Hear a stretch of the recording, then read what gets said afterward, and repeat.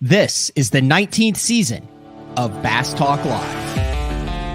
BTL is presented by Bass Cat Boats, Strike King Lures, AFTCO, Pro Guide Batteries, X Zone Lures, Shoreline Boat and RV Repair, Spro, Gamakatsu, Big Bite Baits, The Bass Tank, Denali Rods, Beatdown Outdoors, and Sunline. BTL coming at you.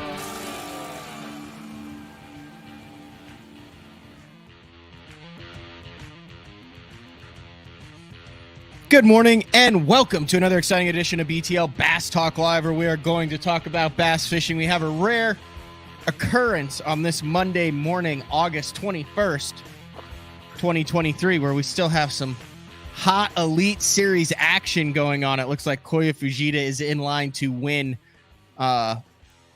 his first Elite Series tournament. Now it's early. If you're listening to this on a replay or iTunes, you obviously know what's going down. But this would be a big win for a young Japanese angler who's done everything he can do over in Japan. We kind of got introduced to him with Brandon Polinick and some videos that he did in the past. I talked to him one time in the Opens last year. We were eating it.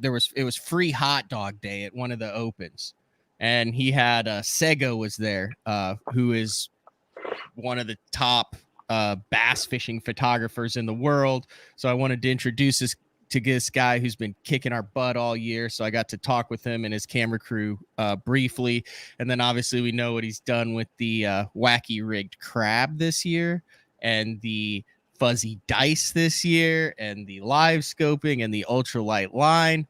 Don't look now. He also has an outside chance to win Angler of the Year as the Elite Series go to the final stop, and looks like he might pick up his first Elite Series win. Now, talking backstage before the show with one of our guests today, Ken Duke, he said already give him the trophy, even though there's still 8 hours of fishing left on Champlain. He doesn't think in a smallmouth tournament with as good as he has been this year that there's any chance that he's going to give up that title.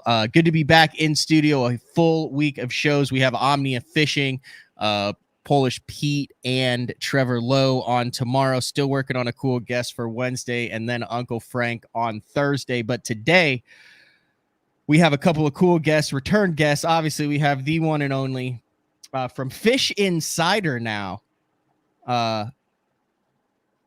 That would be Ken Duke, and then also part of Fish Insider and a former BTL guest who I've gotten to know really well over the past year is Billy McDonald. Let's bring these guys in. What's up, guys? Thanks for jumping on BTL. Billy, you're on vacation in Michigan, right? Yeah, it's been a fun trip, so time to go back home, go back to work for a little bit. A non-fishing vacation, though? Non-fishing. This was a wife vacation, so I will be 100% honest. Never been on a non-fishing vacation. Yeah, we stayed on a lake though, so it wasn't all bad. So at least I can hang out around the water and look and see what's going on. That's doubly bad, Billy, because now you're on a lake with a non-fishing vacation. Is it a lake that has fish in it? Oh, it did. Happy wife, happy life, they say. So okay, gotta make your sacrifices. I won't continue down that road. But you said you will be getting on the water here in the next week or two after some smallmouth. No doubt. I'm ready to go to Champlain, do a little live scoping myself.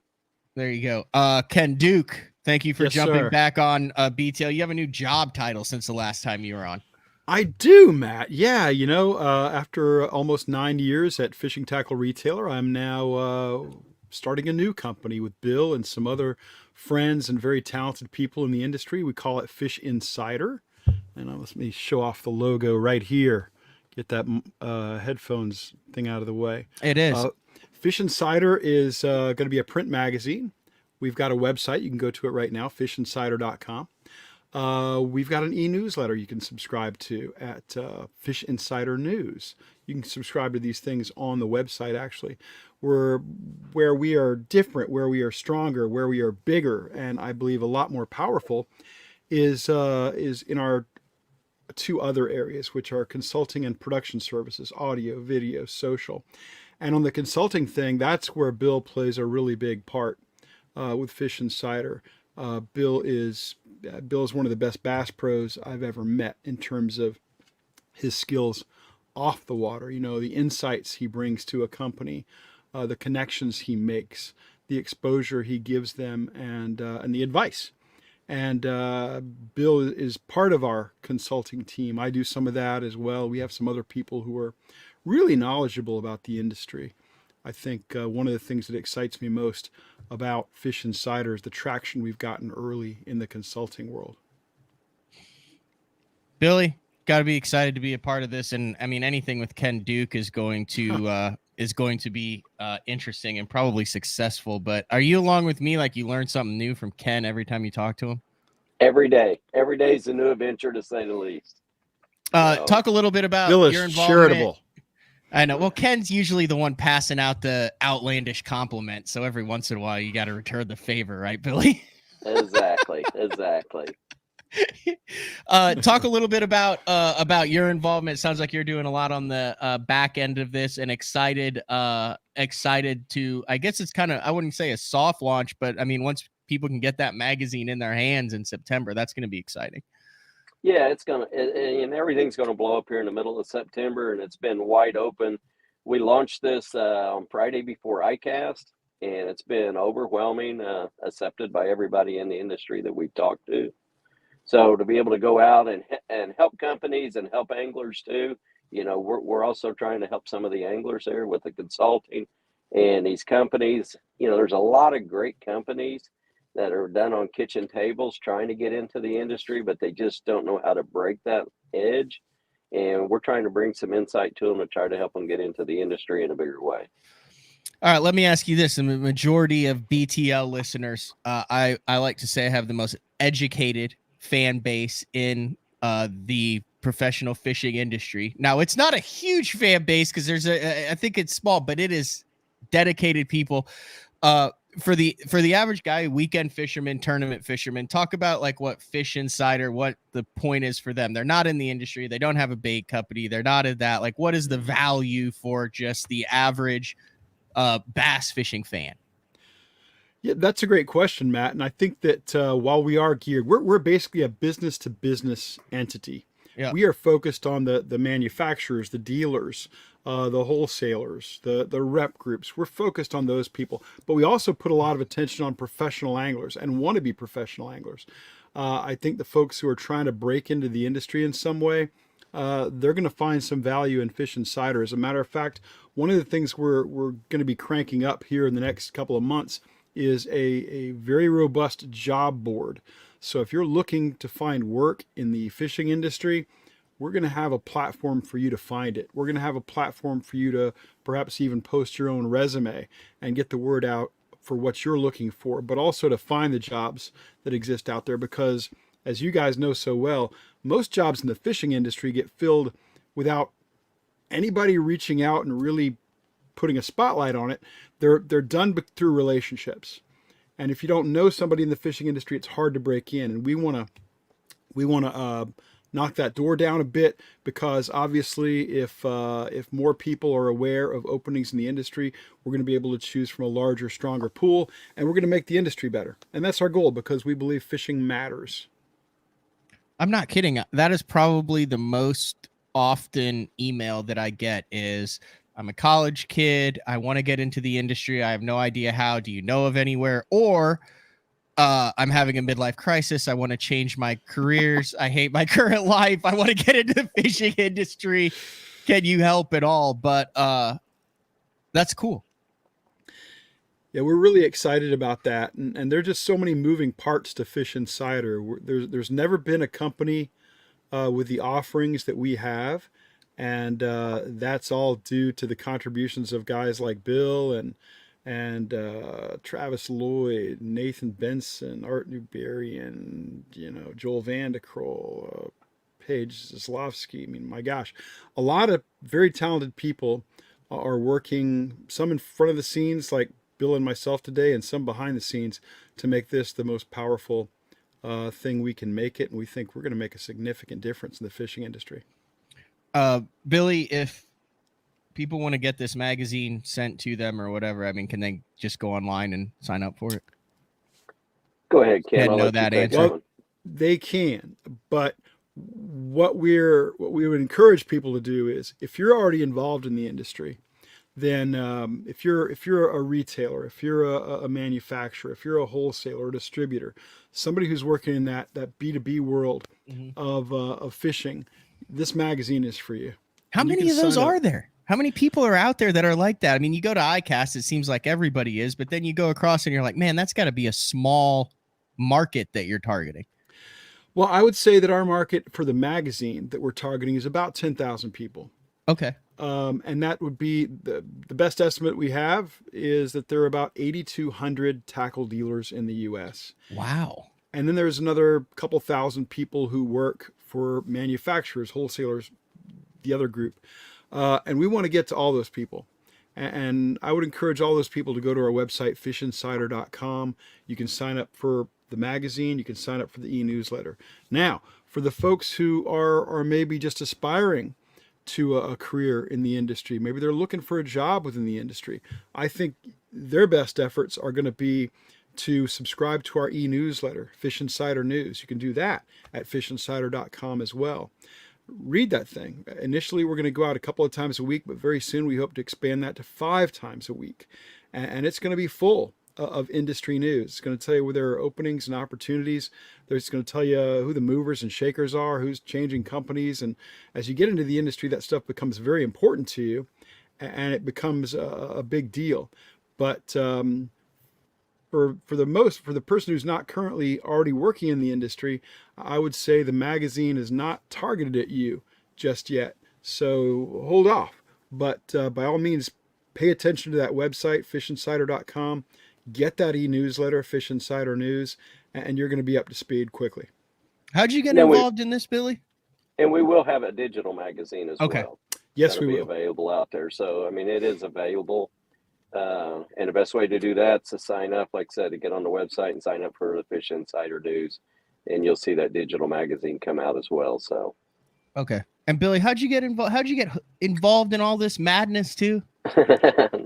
I guess wrong place, wrong time. No, it was a blessing to say the least. You know, I met Ken a few years back. Actually, we've known each other for quite a while. We did a media event together. And then with Travis Lloyd too, Travis and I have been friends for probably 25 years.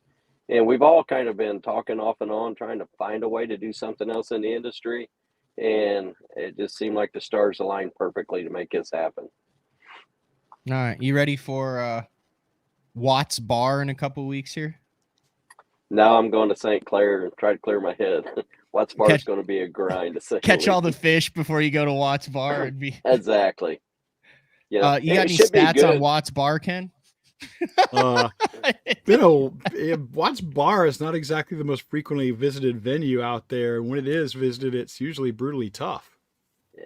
It's kind of like fishing the Ohio River, so maybe I got a little advantage on this one. I can go out and grind. Yeah, you've won a BFL out there before on the Ohio River, haven't you? Yeah, I have. So, been a good place. And the BFL, I had a whopping, I had 2 fish that day, but I had 7 pounds, 1 ounce. I'll remember that one for a long time. So you won a BFL with 2 fish. Oh yeah, it's the Ohio River, man. Hey, Ken, has there ever been a BFL 1 with 2 fish? I got to believe that on the Ohio River, there's been a BFL 1 with 1 fish, but I don't know that off the top of my head. There's no way that there's that level of tournament BFL was won with a single fish. Like, I think Billy might have the record for fewest number of fish in a BFL win. Hey, there was a West Point tournament back in the 70s, a West Point tournament, major circuit of the day. Can't remember what it was offhand, but it was one with a single fish, and it had over 100 boats. Steve Kennedy's dad win that one? No, I don't think so. Yeah, I'm going to say the BFL I won probably had 150 or 160 boats in it. There you go. But, I got lucky and caught a 5-1, I think it was, and then had a 2-pounder to go with it. He did not get lucky. He's damn good. I was looking before this. I didn't realize you have 3 BFL wins. Yes, sir. There's not that many people that can say that. Unless your name is Clapper. There you go. Steve's the king. King Clapper. Yeah. Or Brent Anderson.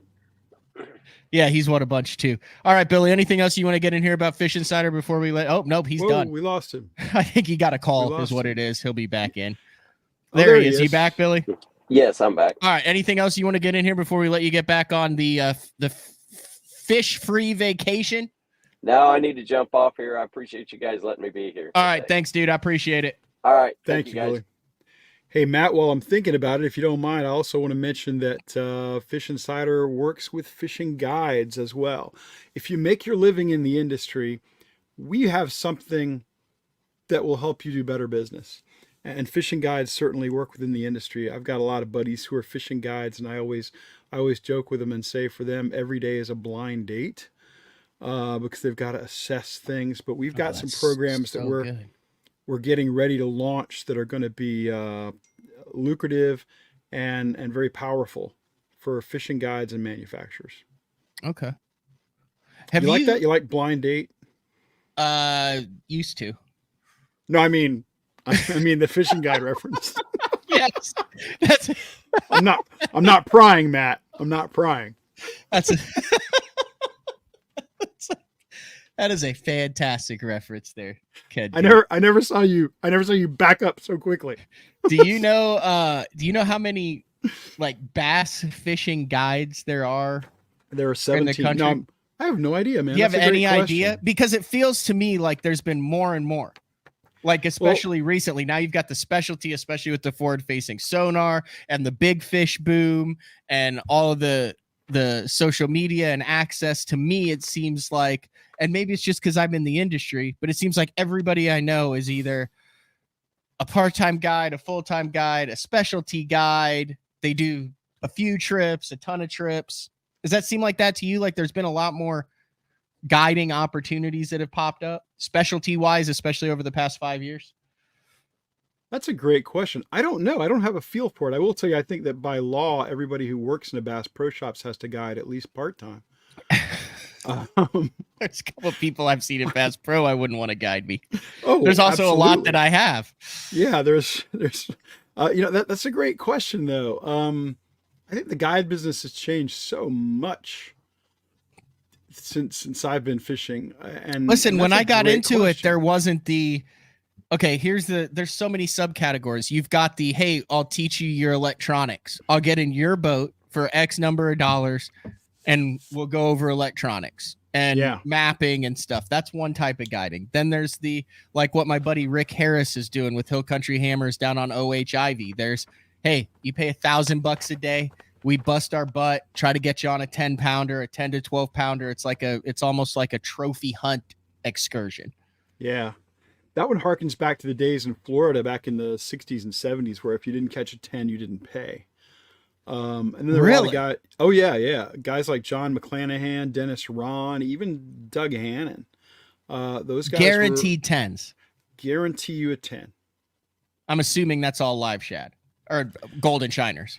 Pretty much. You're fishing with a live golden shiner under a float or on a free line or something like that. But yeah, that was a thing back in the 60s and probably into the mid 70s. Was it because there was so much less pressure out there? Or how were they able to do that? Was it that much better than it is now? I think it was, well, let's put it this way. The intelligent pressure was so much less. Yeah. You're talking about guys who are out there every day. And you won't remember this because you're much younger than I am, but back in the day when I started bass fishing in the early 70s, the saying was, and I think everybody believed it, was that 10% of the fishermen catch 90% of the fish. I've heard of it. Yep. I don't think that's anywhere close to true anymore. I think it's much more egalitarian now, and knowledge is so much more widespread. But back then, yeah, it wasn't that the pressure was so much less. It was that the intelligent pressure was less. And of course, Florida's got a lot of water. I don't know how many tens of thousands of lakes there are in Florida, but these guys were fishing on waters that basically never saw another boat. They're throwing out live shiners there. If they've got a client who can just sit down and wait them out, they're probably going to put them on a great fish. The live bait is mind-numbing when you actually think about it. So yesterday I went out with my buddy and we were crappie fishing. We got there at the break of dawn because it was 105 5, and we ended up staying all that time. But anyway, we got out there, caught a few, had probably a dozen in an hour and a half. And at 7 a.m., the bait store opened. So at like 8, we're like, hey, you need to get off the water and go get minnows. And I went and got 6 dozen minnows. And by the time I got back and we got back out there, it was live bait is terrifying. Like, as if you're an artificial only or a tournament guy, it's amazing the percentage and how much your percentage goes up on fish that see your stuff to fish that bite it when you're using live bait. I don't think the average bass angler who doesn't ever use live bait understands how low a percentage in most cases of the fish that see your offering to the fish that bite it are. Because it was 5-1. You'd have all these crappie, they'd rise up out of the brush, they'd nose up on it, and they wouldn't eat it. We'd say, oh my gosh, it's a minnow day. And we'd get those minnows, they just shoot right up and we'd catch them. We ended up catching like 38 keepers. Yeah. I think if you haven't shiner fished in Florida, Matt, which I never have, give that a try. Not only is your number of bites likely to go way up, but the average size of fish you catch is going to go up. Will you not lose all confidence throwing artificial in Florida after you shiner fish then? Maybe not, because there are some things you can do with artificials that you can't really do with live bait. For example, you're not going to cover water. You're not going to effectively punch. You might be able to get a shiner to swim into the mat, but you don't know if he's mired up in vegetation or not. Whereas you can put your 1.5 ounces on and punch right through. But if they're out on the weed beds, especially if you've got a low light day and they're roaming a little bit in Florida, it's hard to beat a live shiner. Mm-hmm. And trolling a live shiner is a fabulous way to get bit by a giant. Oh yeah. You just put a couple of rod holders out on either side. You start to meander along the weed edge or something. Meanwhile, you're throwing a hollow body frog, or you're pitching and punching, or you're throwing a speed worm. And you just look back every once in a while to see what that float's doing, because it's a great way to get hooked up with the biggest fish of the day. I know you've touched on this a little bit on the Big Bass podcast with Terry, but aren't there a number of largemouth, smallmouth spots, all that in the top 25 that are live bait fish? I mean, would you not say that the most famous live bait trophy bass fisherman would have to be Bob Cruppy, wouldn't it? Yeah, Crippy's way up there, and he got most of his fish on crawdads in Southern California, in those Los Angeles, San Diego area lakes, mostly back in the 80s and 90s. And yeah, he was throwing live crawdads out there on relatively light lines, 4, 6, 8 pound monofilament back in the day. And it's just hard to beat the real thing, very hard to beat the real thing. We've got a Big Bass podcast episode planned here for pretty soon with a guy by the name of Sean Rush. And Sean is probably the best big bass guide in Florida. He uses big shiners. He can put you on a big fish in the Ocala National Forest or that part of the state. And I think more of his clients register trophy catch fish, which is kind of Florida's equivalent to ShareLunker, except it actually works. And Sean is I met Sean when Glenn Lau, the great Glenn Lau, called me up one day and said, "Hey, I want you to meet the best fishing guide I've ever met." And he said it was Sean Rush. So when Glenn Lau says that, that's pretty big deal. Wasn't the world or tied for the world record? Wasn't that a live bait fish? Yeah, Manabu Kurita's fish in 2009 in Japan, which was basically 22 pounds 5 ounces, was caught on essentially a live bluegill. And he was bait fishing around some bridge pilings. He had seen a lot of massive fish there, and Kurita claimed that the smallest fish in that pod is the one that ate his bluegill, and it weighed 22.5. So did you start out bass fishing with a night crawler, like a live night crawler? I did. Number 8 gold Aberdeen hooks, 8 pound test mono on a Mitchell spinning rod and reel, going to the Rock Springs ponds and taking a big Canadian crawler. You want to keep them as cold as possible, so you have an ice pack in it. You just hook it straight through the tip of the nose and then pitch it around. Let that thing wriggle, completely free of weight, everything on the way down. I mean, that's how I bass fished for 3 or 4 years. I mean, when I started. Yeah, I started pretty much the same way. I think I was fishing a night crawler under a bobber. Um, and that was it. I mean, I caught my first fish, which was a bluegill, fishing a cricket under a bobber. And, yeah, that's, bluegill is the gateway drug. And we go from there, a lot of people stay with bluegill, and there's nothing wrong with that. Catching a bluegill on ultralight or a fly rod or something is a blast. For me, I was excited to try bass, and my first efforts there were with a night crawler. And in fact, I will admit it right here on Bass Talk Live, the biggest bass I've ever caught, I caught on a night crawler when I was 12 years old. No way. Yes, sir. How big was it? 12.4. You caught a 12.4 on a night crawler? Yes, sir. Is this public knowledge? The 12.4 is kind of public knowledge, but the night crawler might not be. What was there a bobber involved too? No. Okay. I was too sophisticated for a bobber, okay. Matt. Come on, man. What was the exact setup? How did that one come about on a night crawler? It was a spinning rod. I think it was an old Eagle Claw spinning rod. I forget what kind of spinning reel it was. It was probably a Sears brand spinning reel, because back then Sears was a thing. And the line on it had probably been on there for a couple of years. So who knows what it tested. If it tested more than 6 pounds, I'd have been shocked. And I was out fishing I lived on a farm at the time in South Carolina. And I had a chance to go fishing before a junior high football game or middle school football game, I guess, at that time. Were you playing, or were you the statistician for the team? I was playing, Matt. Okay. Jeez, I'm just making sure. I was the left guard on offense, and I was a middle linebacker on defense. Thank you. Oh, I wasn't two-way player. Oh yeah. Well, everybody's a two-way player at 12 years old, but I was not a really big kid. I was a pretty good sized kid, but not really big. But I made up for it by being remarkably slow, and I had a chance to do a little bit of fishing before I had to go play that night. And so I had my trusty spinning rod, and I put a night crawler on, and I zinged a cast out there. In retrospect, I think I hit a weed line in the pond, and something picked it up.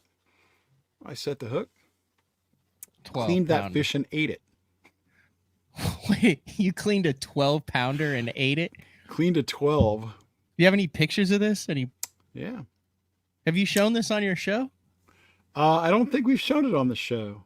I think you and Terry need to do a show where you talk about your own big bass encounters. That would be interesting, because I'm sure that's in part what led to your obsessions with it. That's a fine point, sir. That is a fine point. You're right. You're absolutely right. That did factor in really big to wanting to do the Big Bass podcast, because I'd much rather catch one big fish than a lot of little fish, but I still like catching a lot of little fish. So I'm not one of those guys who can go out there and throw the giant swim bait all day. That makes me stark raving mad.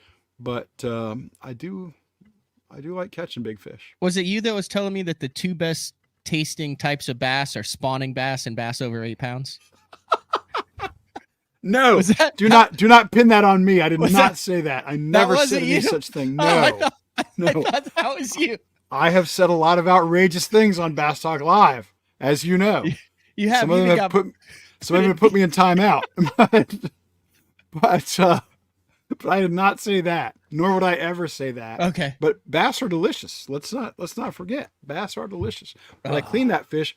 That fish had a backbone, like this. I had to chop its head off with an axe.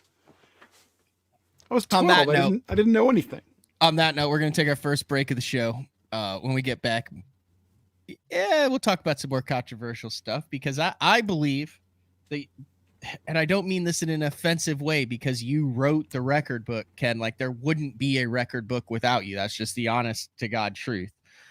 But I feel like you can throw the record book out because of forward-facing sonar over the last 3 years. Average of wins, average age of angler, how much experience plays, what a limit means. That whole thing is obsolete now. And I don't mean for you to take offense to that, because you're the one who made that, but I would love to get your opinion on that. Can we dive into that after the first break of the show? Oh, baby. Yes, we can. You know it. All right. Fish Insider. Your title has chief in it or something, doesn't it? Yeah, well, my title is editor-in-chief. Okay, editor-in-chief of Fish Insider. Exactly. Ken Duke. We'll be back, BTL, on a Monday, August 21st, right after this. The new Puma STS has been redesigned from the ground up. With the angler, design, function, and performance in mind, nothing on this new offering was compromised, and the only thing carried over from the previous version is the name. Based on the Soft Touch series hull that started with the flagship Jaguar, this new model is nimble and performs incredibly well at all speeds with either a 250 or 300 horsepower engine. Featuring a new 96-inch wide-body footprint, this hull measures out at 20 foot 7 inches in length. Industry-leading design coupled with tournament-winning performance. The Puma STS from Basscat. Feel the rush.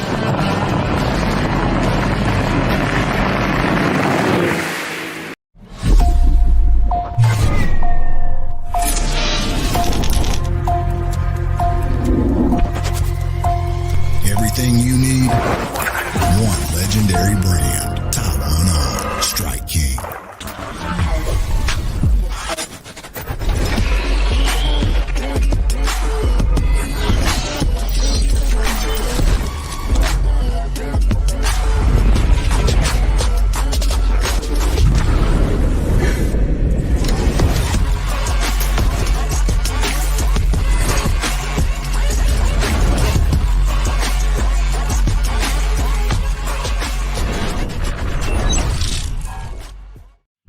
Elite Series Pro Daryl Gleason here. My Pro Guide batteries keep me going on those long tournament days and long practice days. Always plenty of juice, never fail. The best part about Pro Guide batteries, it's the people behind the company. They have over 40 years experience in the battery business, keeping all of us fishermen out on the water longer, catching more fish. Check them out at ProGuideBatteries.com. What's up, Bass Talk Live fans? Brandon Polnick here. And ever since I won a couple Bassmaster Elite Series events on X-Zone Lures, I've been getting a bunch of questions of what makes them so special and different. And really, the truth is, it's in the details. The little details, things like no cheap fillers in their plastic. That gives you more lifelike action, more realistic and vibrant colors.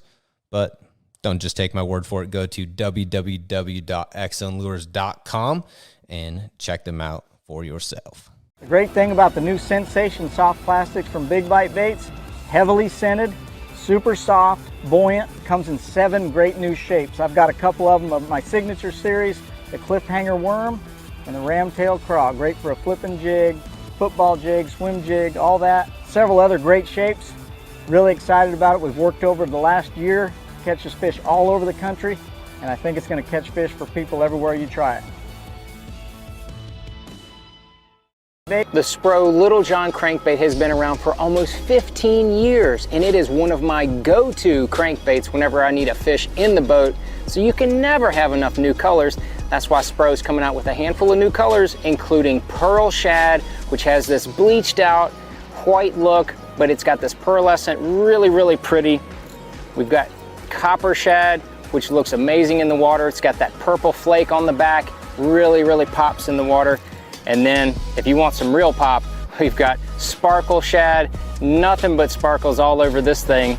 And then last but not least, we've got the matte Sexy Shad, just a really different looking color for a crankbait. So you want to give them a little different look, that matte Sexy Shad is definitely the one to go with. All these colors are available in the original Little John and the MD.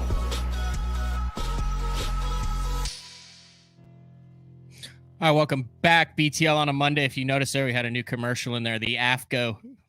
I think they're calling it the deck boot or something like that, but they've got the waterproof boot going on. They're entering the shoe game. I will show. I currently have this on. I will not show it on my foot. I'll save that for the after show, for the members only after show.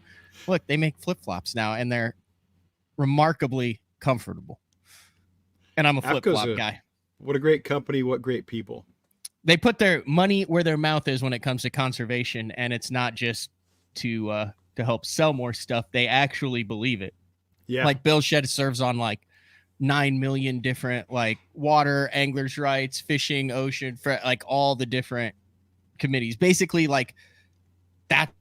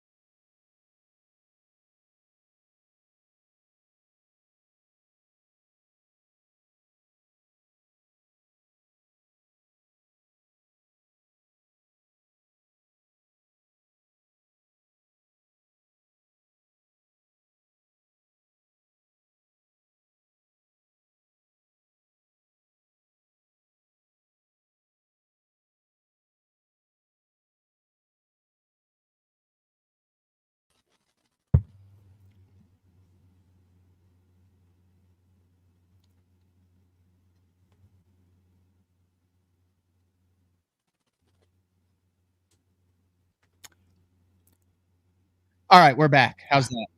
Now I got you. I got you. Happened. It just everything went down on me. I didn't even say anything bad about the Bass Fishing Hall of Fame.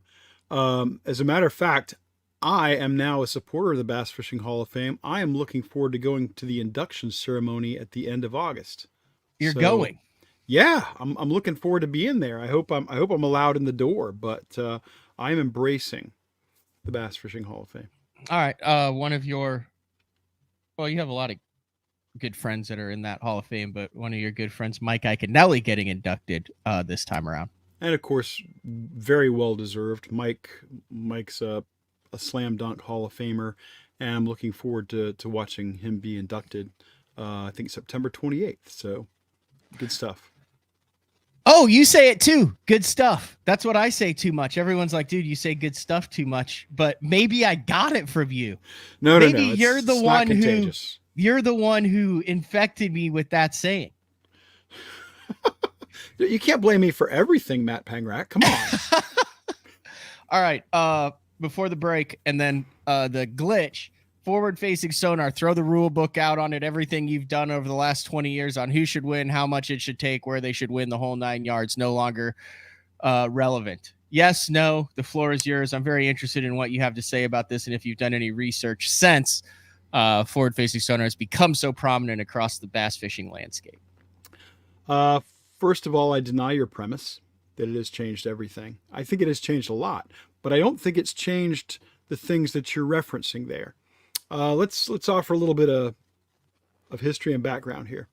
Garmin Panoptix LiveScope, the first forward-facing sonar, was introduced in 2018. It was such a big deal even at the time. People instantly realized this is a big deal. It won overall best of show at ICAST that year. Now, realistically, it took a year or so, or maybe two, for everybody to acquire some form of forward-facing sonar. And Matt, you and I remember very well when pros with the other major electronics brands were going out and buying LiveScope just so they'd have it on their boats. And this is when I first started, and I expect you first started seeing boats with sonar units set up like dominoes. You would see Garmin for this and Humminbird for that and Lowrance for something else. You'd wonder how this thing can't go to the moon with all that sophistication on it. Well, I think the very best way to assess the impact of forward-facing sonar is to look at the catch rates out there in tournaments. Okay. And because the data is so much simpler and straightforward on the Bassmaster Elite Series, also we have more history in the Bassmaster Elite Series since it goes back to 2006. I'm going to focus on that. And the first thing I want to say is that the historical catch rate, the average number of fish brought to the scales by an angler during the entirety of the Elite Series, is about 4.5. It's just a shade higher than 4.5, okay? So that's how many bass an angler brings to the scales each day on average. Now, in 2018, before everybody had forward-facing sonar, it was just the Garmin guys who had it in 2018, really. The Elites posted the highest catch rate they ever had. They were, what was that number? I've got it right here. They posted a number of almost 4.7. Okay. That was the very beginning of Panoptix. The very beginning of Panoptix.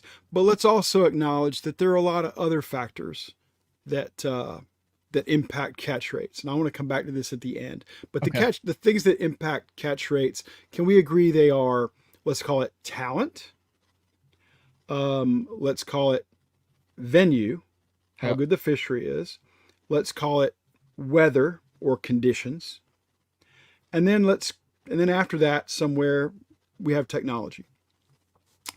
Okay, so 4.5 is the average. Now, the two worst catch rates, the two very lowest catch rates in Bassmaster Elite Series history came in 2020 and 2021. After everyone had forward-facing sonar. If that comes as a shock to you, I get it. But the catch rates in 2020 and 21 were 4.2 and 4.3. Doesn't sound like a lot maybe, but that's a massive drop. Now, I'm going to tell you that some of that drop is attributed to the loss of talent in the league at that point. 68 guys had jumped ship from the elites and gone over to the Bass Pro Tour. And that's a significant loss of talent. But there's also the fisheries, there's also the water and weather conditions and so forth. And the two worst catch rates in history, 20 and 21. That was also the year 20 was the COVID year where they moved everything to the fall. So they hit all these fisheries during turnover and when it was sucking. That factors into the conditions, but that doesn't help you in 21. Yeah. Which is the second worst catch rate in elite history. Now, in 2022, the catch rate jumped up just above 4.5. So that's normal. And that's last year. Now this year is the outlier. This year, it's almost certain that the elites are going to establish a new catch rate record. It's likely to be better than 4.7. So it's going to beat the 2018 number. Okay? But here's the main point I want to make. In the 5 elite seasons since Garmin introduced Panoptics, the catch rate is almost exactly the same as it was for the first 13 years of the Elite Series. In fact, if you really want to dial down to like 4 digits, it's a tad lower. Now let's go back to the statement I made a moment ago about what are the factors that really influence catch rates. And let's see if we can agree. Talent is a big one. Yep. Okay. The fishery is a big one. You're going to catch more at St. Lawrence than you are at the Ohio River. Yep. Weather and water conditions are big. If the Mississippi River is blown out, everybody's going to struggle. Yep. Okay. Now, let's put technology. Would you agree that technology is also a factor? Yes. That's the whole premise of this discussion. So my argument is that so far, we really don't have enough data to show that forward-facing sonar is having that big an impact on catch rates. And whatever impact it's having is negligible based on the information we have right now. Okay, so now let's take a look at tournament fishing here, because I think that's what we're interested in. Okay. On this conversation. If we agree that talent, fishery, conditions, and technology are our 4 big factors, what is the factor that we want, that we as tournament fans want to be the biggest factor in determining the outcome of a tournament? I would assume skill. You want talent to win out. I'm right with you. I want talent to win out as well. Now I want you to take off your hat, that hat, your tournament fan and tournament angler hat. Yep. And I want you to put on your hat as a guy who works with sponsors, as a guy who works in the industry, as a guy who needs the sport fishing industry to be successful and lucrative. Talent, fishery, conditions, technology. Which one do you want to be the biggest factor? Obviously, technology. Technology, exactly. You know why? Because we want the angler to be able to purchase success. Or at least think he can purchase success. Yeah. We want to make money. We want to bring more people into the sport. We do that through technology. So, and I know you may not be going exactly to this place, but a lot of people talk about, let's ban forward-facing sonar in competition. Well, they're not thinking about it, in my opinion, from the right perspective. They're not considering all the elements to what this is. They are putting tournament fishing ahead of the entire sport. Mm-hmm. And I think that's foolish and dangerous. If we ban forward-facing sonar in tournaments, what we're effectively doing is cutting off all publicity for it. because if it's not allowed in tournaments, it's not going to get the same kind of spotlight. Mm-hmm. And we're shooting ourselves in the foot as an industry, and we've run out of feet to shoot. We've run out of feet. we've already killed beginner content in the major publications. We've already killed content about fishing farm ponds or fishing from the bank. We've already eliminated content about fishing from small boats or buying a used boat or something like that. We've turned this into a rich man's sport, and our participation, which from 1991 till 2020 did nothing but go down, spiked in 2020 due to COVID, Mm-hmm. but now it's back down again. What's more, since 1980 something at the latest, since the 80s, the percentage of anglers who buy fishing licenses and who identify themselves as bass anglers has declined every single year. We do not need to do something so amazingly stupid as ban technology. So I gave you a larger bite than maybe what you were looking for. Maybe No, heck no. That was a delicious bite. But that's my perspective on the whole forward-facing sonar thing. A, there's no significant evidence that it's making an impact in catches, at least at the elite level. B,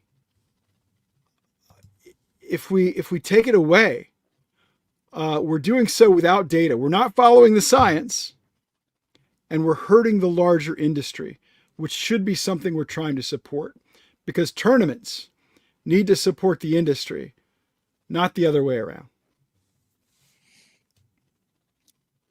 That's well said. Thank you, sir. Okay, now what about statistics? Are we seeing, even though it might not be, is there a chance that perhaps instead of, oh my gosh, I got a limit of keepers, now guys are coming in with limits of 3 and 4 pounders because, hey, the catch rate might not be up because they only need to catch 5. And with forward facing sonar, you can target 3 to 5 pounders. So you don't need to catch more. There's not a lot of evidence to support that either.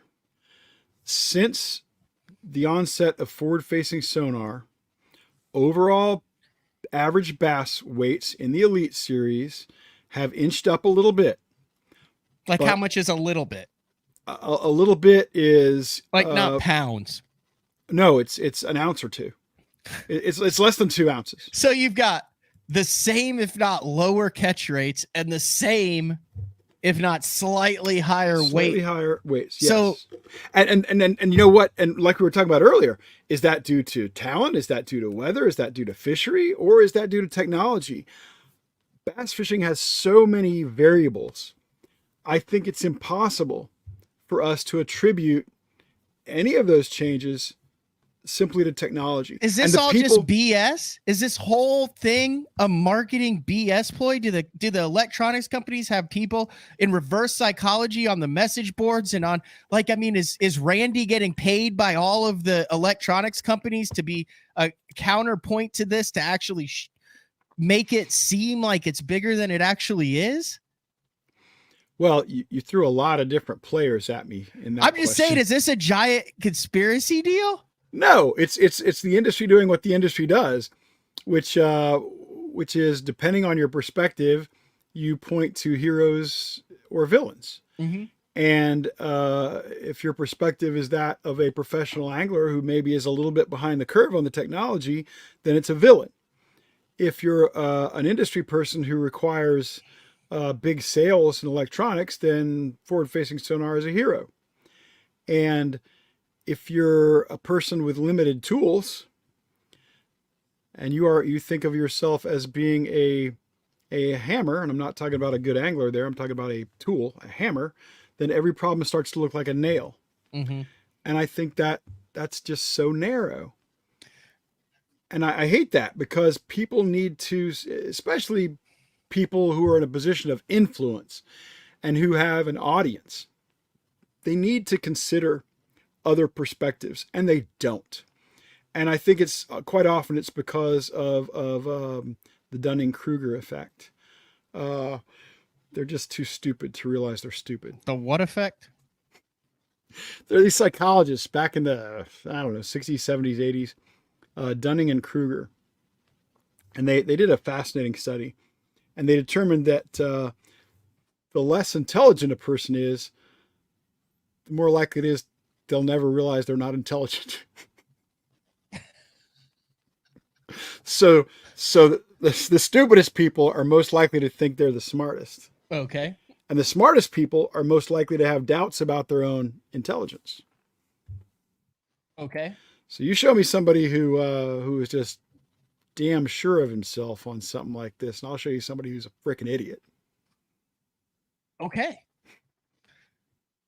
I will double down on that, because Matt Ellis's comment that said with nearly 500 high school boat tournaments, it seems counterintuitive that participation is declining.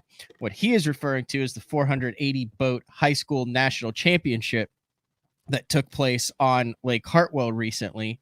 And what I have done is not said anything publicly about this, because it's not the kids' fault that they're jamming 500 damn boats onto a fishery that should maybe support 150 boats. The 220 boat open was a stretch on that fishery. And I think that it is incredibly irresponsible and counterproductive to growing anglers, and they're making it look like a cash cow and a money grab by jamming 480 boats on a fishery.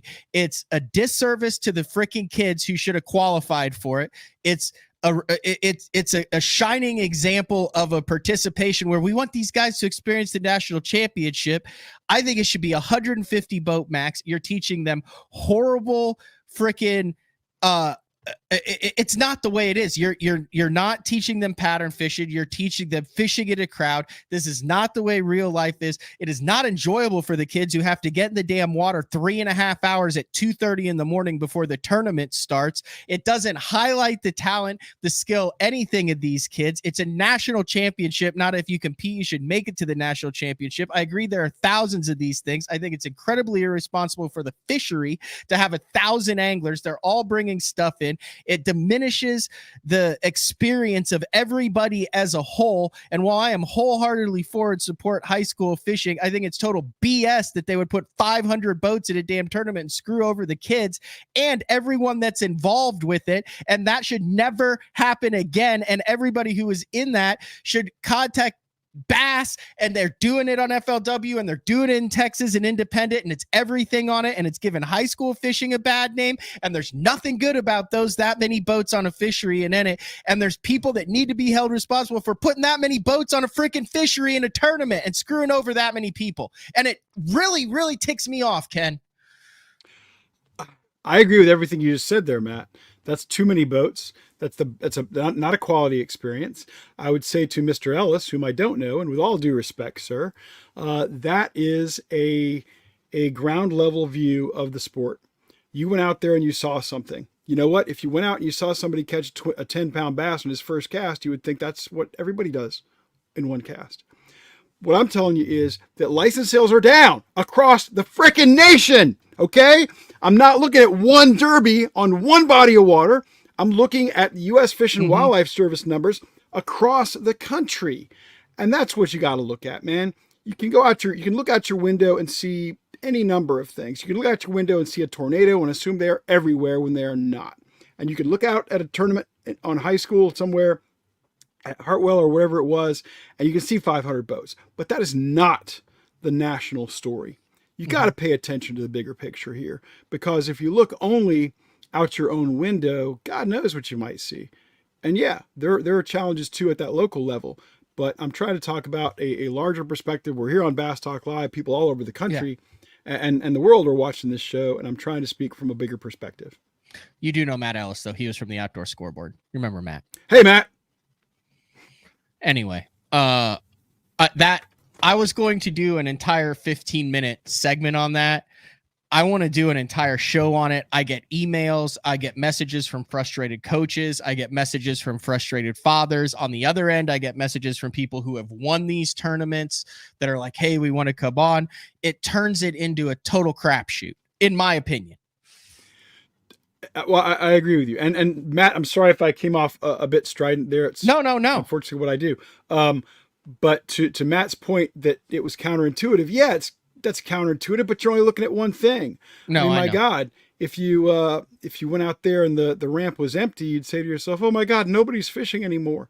You gotta have a wider perspective. And I think Matt having a full show on this is great. There's a few things people need to keep in mind about growing our sport, and that is that I think it's 86% of all the licensed anglers in this country started fishing before they were 12 years old. These high school and college programs, by and large, are not growing the sport. They are not. Now, maybe they're keeping kids involved more. That's yet to be seen, but there's no significant data right now to support that. There's no significant data showing that expenditures or that buying is going up. There's no data to support that they're growing the sport. None at all. And there's a lot of anecdotal data, which I don't want to get into that because, again, that's looking at it through a microscope rather than a telescope here, a broader perspective. But there's even a lot of influence that it's turning a lot of kids off in these communities. And a 500 boat derby on Hartwell would certainly turn me off. A 500 boat derby anywhere. Yeah. Anywhere. Think about it. On Erie, that's too much. On the Toledo opens are a Bend, nightmare. It's even worse on those fisheries because you have specific the opens. I mean, we talk about the 200 to 230 boats that are in the opens and the impact that does on a fishery. That's, a lot of guys aren't practicing with a co-angler. You have limits of practice on that. I mean, you've got 1,000 kids and they're kids. I mean, they're impressionable kids. And you're putting them in a situation that every other adult tournament angler would look at and be like, that sounds like an absolute nightmare to me. Why would I want to be a part of that? And you're forcing these kids to do that? Why are there so many boats in it? Entry fees, money, sponsors. Like it has nothing to do with actually teaching how there's no real life scenario where you would fish another 500 boat tournament on the fishery like that. There isn't one. It's the only thing. That's why it seems so outlandish. I mean, I guess maybe then you fish the opens and you're like, my God, I've got 100 yards on either side of me. This is like the freaking surface of the moon. I don't think I can quite reach the next boat to me with a long cast. Then you feel like you feel like you're in. Listen, this is water. nothing against the kids. Marty Robinson's boy won that tournament. He's from there. Obviously, it's not luck because there's still skill involved, and we've seen that the Robinson family is loaded with talent. They're from there. You see a lot of the quality high school anglers that are still at the top, but I'm talking as an overall. I don't want to fish a 500 boat tournament, and I'm a lot older than a high school kid. We look at tournament data through the decades, and back in the day, the biggest BASS events would have maybe 330. Yeah, that seemed anglers. Ridiculous at the time. No. You're forgetting a very important point. 2 pros in each boat, so there's really only 150 boats. Exactly. There are fewer boats in a lot of the opens now, most of the opens now. So it was actually less pressure, and not only less pressure in terms of numbers, but a lot less pressure in terms of angling talent. Wow. Because there was Bill Dance and Roland Martin and Hank Parker and Rick Clunn, but there was also Joe Bob who couldn't throw a bait caster and stuff like that. I was up in Michigan recently, and we're standing around a boat drinking beer like bass anglers do, and Gussie was there. And what a great guy he is. He is. This is 2 of the great guys in the sport. Gussie was there, and Jordan Lee was there, and they started talking about when Jordan Lee was fishing as a co-angler on the FLW tour, and he drew Gussie as his boater. So little did you know that within 10 years, they'd have 3 classic wins. They would have think about this. They would have flip-flopped tours and had 3 classic wins between them, which is crazy to think about. But they were talking about that day on the water, and it was so cool. Like, dang, back then, literally, Jordan Lee is a co-angler. Gussie is one of the only Canadians. fishing the FLW tour at the time. I think he might have been one of the first ones on the FLW tour back then, but it was really cool to hear that. We could pay tribute to Gussie by doing the rest of the show in Canadian, in the Canadian language, eh? Oh my gosh. All right, we're gonna take our final break of the show. When we come back, I don't want to dive into this because we're talking a 2-hour show. I want to have you back in like a week and a half or 2 weeks, because this is an entire show. We're already an hour into this one, Ken, and I want to be able to dive into it like we dove into this last one. And that is the weighting the criteria for the BTL most important or angler of the year. Hallman and I did it last year. We got torn apart on our criteria and how we weighted it. So we both said, okay, there's one guy who can properly weight this in accordance with history. It's Ken Duke. We're talking overall, everything involved. Ooh. So will you come back on in a week and a half, 2 weeks to break that down? The answer to Matt Pangrack is always yes. Okay. I know I got fired up on this. Here's my deal on the high school fishing. If there's anybody out there, if you are a coach, if you run one of the organizations, take the Chamber of Commerce out because they want as many people there as possible. Outside of that, which is a money deal, which I can't blame them. If you are a high school angler who fished in that national championship, if you are involved in any way it's outside of a Chamber of Commerce, if you can come on BTL and explain to me how much you enjoyed the 500 boats in that tournament and how it enhanced the tournament experience and enhanced the fishery and how much you learned from the 500 boats and how it was a great experience having to get there at 2 a.m. to get in the water. Matt, M-A-T-T, @basszone.com. Email me. I'll give you a guest spot on BTL, and you can try to prove me wrong as to how that is one of the worst things that has ever happened as far as the youth in the sport in high school fishing. Is that a fair challenge, Ken Duke? I think it's a challenge that no one will be able to live up to.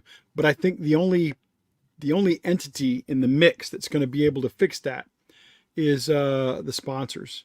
And I think once the sponsors come to their senses and realize that these programs are not moving the needle for them, then the madness will end. All right, stick around because I do want to wrap things up. I want to talk a little bit about this year, and then also mention once again, you're going to be at the Bass Fishing Hall of Fame banquet this year, like you mentioned at the beginning of the show. If y'all let me in. Of course they're going to let you in. You're Ken Duke. Which might also be the only problem why you can't get let in. Exactly. All right, we're going to take a quick break. When we come back, we'll talk a little bit about the Elite Series this year, and then we'll wrap things up. Ken Duke from Fish and Cider, BTL on a Monday. We'll be back right after this. Having confidence in your tackle while on the water is one of the main things to success, in my opinion.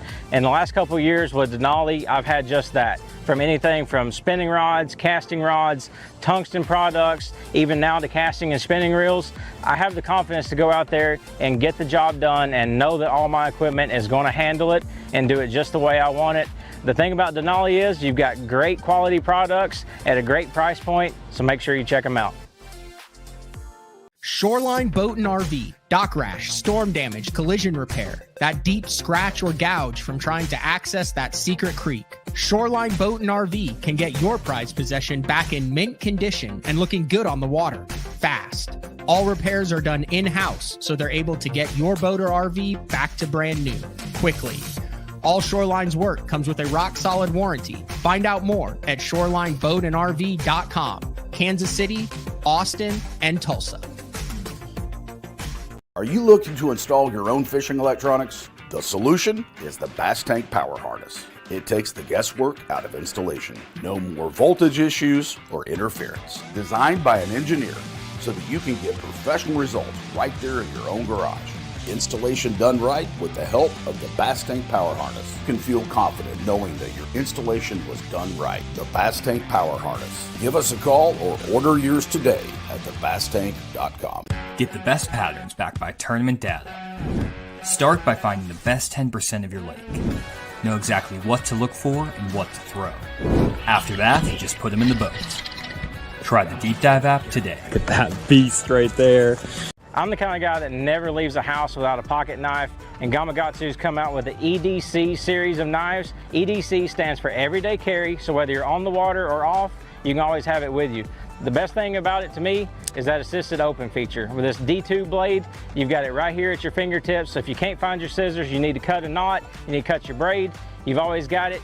Make sure you check it out. Never leave home without your Gamakatsu EDC knife. Born in Japan, using technology, innovation, and precision, Sunline produces the widest selection of fishing lines at the most technologically advanced line factory in the world. Manufactured at the strictest tolerances to produce victories at the highest levels of tournament bass fishing. From household names like Christie, Swindle, and Cruz, to young guns like Cook, Logan, New, and Welcher, they all trust Sunline to take them to the top of the leaderboard. Choose the line that will give you the strength to guarantee your confidence. Sunline. I'm sure we ticked off a bunch of people today, Ken. I probably ticked off Matt Ellis, and I want to apologize to Matt for that because not my intention. I guess when somebody makes an argument against a broad statement based on national numbers or something like that, and their response is to push back by saying, well, there's instance looking at of isolated. Yeah, an isolated. Well, I get that. And I get that it was counterintuitive, but I just think it's frustrating because if anytime you make a broad statement about a condition, anybody can easily come back and say, oh, there's this one instance where that's not the case. So, and then Steve says Matt is a forward-facing Sonar guy and refuses to see it any other way. It's bad for the sport, and it doesn't make you a better fisherman. So where has the sport gone? I would counter by saying I wish I was a forward-facing Sonar guy 100% of the time because I have tried to mix it into my arsenal. And as you can see, I'm in 42nd place in the standings in the Bassmaster Opens this year. And had I been a forward-facing Sonar guy and actually relied exclusively on the technology, I probably would be a much higher because there is a group of young guns that are absolutely destroying everybody, and they are noted forward-facing Sonar guys up at the top. But if you also listen to the beginning of the show, I don't know. I don't know where I stand in this because your statistics show otherwise, but it doesn't mean that those numbers aren't being reached a completely different way than they had been reached prior to 2018. Now that's a point I really like because I can tell you that the oldest angler to win an Elite Series tournament this year is only 34 years old. Oh my gosh. So, is the age dropping down of winners? This year it is, but before this year it really wasn't. But this year it's way down. It's way down. The average age of a winner this year is probably around 32, 33 because we've had 4 34-year-old winners out of the 9 tournaments. And I'm assuming that Fujita is going to win today. But as far as Steve's point about the forward-facing Sonar guy, he says he doesn't believe it doesn't make a person a better angler. Well, does down imaging make you a better angler? Does GPS make you a better angler? Side imaging make you a better angler? Yeah, I would venture to say Harold Allen. If those things do, then by God, forward-facing does too. Yeah. No, it 100% does. I mean, there was a time when Harold Allen could go under the bridge at Toledo Bend, and he was one of only 3 or 4 guys out there who could triangulate the hump using the tree the buzzards always use, the bush on the freaking bank and where he is to find a high spot that you could only find dragging a freaking window weight on a rope behind the boat. Yes, it's all perspective, it's all about, a lot of it's about when you grew up and what you're used to and what you think the base. Okay, you've been around a while. Was there a backlash on GPS? Was there a backlash on 2D sonar, color sonar, side imaging? I kind of remember the side imaging. It was right when I was getting into it. Everyone seemed to be more amazed with it. There never seemed to be. The only thing I heard was the brush pile guys going, well, now everyone can find my brush piles. It's going to make brush pile fishing obsolete. That only pissed off the people who were working hard, the brush pile makers. So that didn't piss off many people at all. But in history, have there been? I mean, you saw those ads that go back to in the magazines that are like, now you can just look at this and find the fish. I mean, so this is not a new controversy. No, it happens all the time. In the 50s when Lowrance was introducing sonar units, their little green box, their little red box back in the late 50s and stuff. Enormous opposition to that, in efforts to ban it in states. Then when the soft plastic worm came along in the late 40s, enormous opposition to that. Bass can't resist these things. Let's ban them. We can't have soft plastic worms. That's wrong.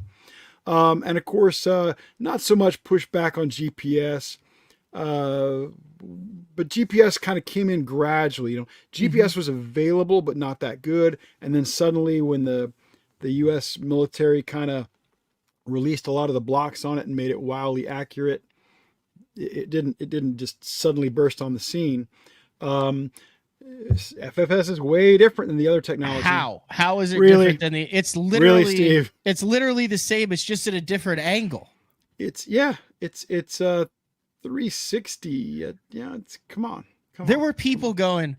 I remember going, holy cow, we can see out to the side of the boat as we idle now. This is going to, it was as big as forward-facing sonar. People are so quick to forget. What that did was, you now had guys who were idling the entire practice except all over the lake now. Yes. I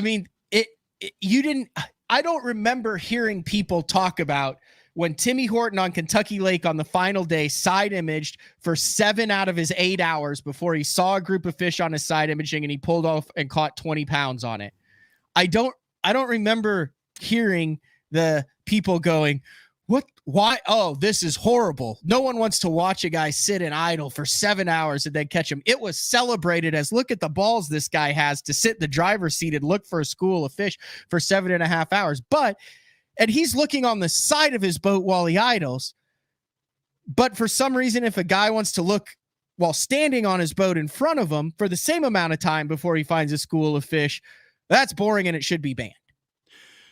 Tim Horton is such a great example to bring up here with regard to sonar technology, because in 2000, when Tim Horton broke in at about the age of 26 or 27, and he won AOY as a rookie for bass, he was an electronics guru. He was a genius. He was far ahead of most of his peers. Not all, but far ahead of most of them. And as the technology got better and better and better, Tim's edge got less and less and less. And suddenly, by about 2012, 13, 14, somewhere in there, the guys who could just launch the boat, turn on their sonar, and set it to auto had basically closed the gap with those people, who are super talented like Tim Horton. And it ultimately had, took away all his edge, and now he's out of the sport on a competitive level. But, Allegedly. One of the all-time greats. Well, yeah, one of the all-time greats when it comes to electronics. Yeah. And the technology has evaporated the gap between him and the rest of the guys. The other thing I want to say to people who have the same attitude as Steve, or anybody who wants to ban forward-facing sonar, look at what we're learning about these fish. Look at what we're learning about how they, Matt, back about the time that we were saying 10% of the fishermen catch 90% of the fish, we were saying you can have structure without bass, but you will never have bass without structure. We thought that bass always related to some feature in the substrate. Okay. And I am properly using the word structure here and distinguishing it from cover, which is another pet peeve of mine. But we thought they were always related to structure in some fashion. Now and then finally we drifted away from that. And we started to say, okay, sometimes bait fish, schools of bait fish can be structure because the bass will follow them. And now we're realizing, hey, some of these fish are just out there, randomly swimming over deep, deep water. And they're opportunistically feeding or waiting to move into a structure or cover situation where they can better feed. We are learning so much. Do you really want to throw that away? I don't want to throw that away. I want to learn more. Great point. But all right, Fish Insider. FishInsider.com for all of your needs. Sign up for the newsletter. If you're in the industry, aspiring angler, guide, any of that stuff, then go for the full shebang and get the magazine and all that. Yeah. Check out our e-newsletter, Fish Insider News, or Fin, and get that. We're going to be launching that very soon. As a matter of fact, I think the first edition might have gone out today. Really? I need to get that. That needs to be on my coffee table. Well, I'm not sure it's a coffee table item exactly, but well, for me, it probably is. There you go. I have Visit Shawnee and the St. Jude Summer Edition magazine. Those are the two magazines on my coffee table. So Fish Insider. You need to get Fish Insider magazine for your coffee table, but you need to get Fish Insider News, so when you wake up each morning, you have the latest and greatest. Yeah. And then the other, like the official table I have has your other book on it, like the one that slides out. I remember when your parents brought that book to me and asked me to sign it for you. Mm-hmm. My parents are big fans. You know what they don't like? They don't like 500 boat high school tournaments, Ken Duke. You brought it right back around, Matt. Brilliantly done, sir. All right, this has been another edition of BTL Bass Talk Live. Ken will be back on in a couple weeks to talk about the BTL Angler of the Year. Until then, head over to Bassmaster. A lot of people double screen it. They listen to this and they watch the Bassmaster if you're watching it live. If not, we'll be back tomorrow. Omnia Fishing will talk about the trends, tactics, lures, line, rod, everything that's been getting the job done on all these smallmouth venues. Love the feedback, even if we disagree with some of the feedback. Steve, you guys makes the show, like I said, most educated fan base in bass fishing. That's a tongue twister, but we got our way through it. And we've got the most educated man in bass fishing as a guest today. It's a great combo. Ken Duke, thank you very much for returning to BTL. And Billy. Absolutely, time my out of pleasure. Vacation. Yes, thanks to Bill. Matt, thanks to you, brother. Appreciate you. All right, we'll see you guys tomorrow. Later.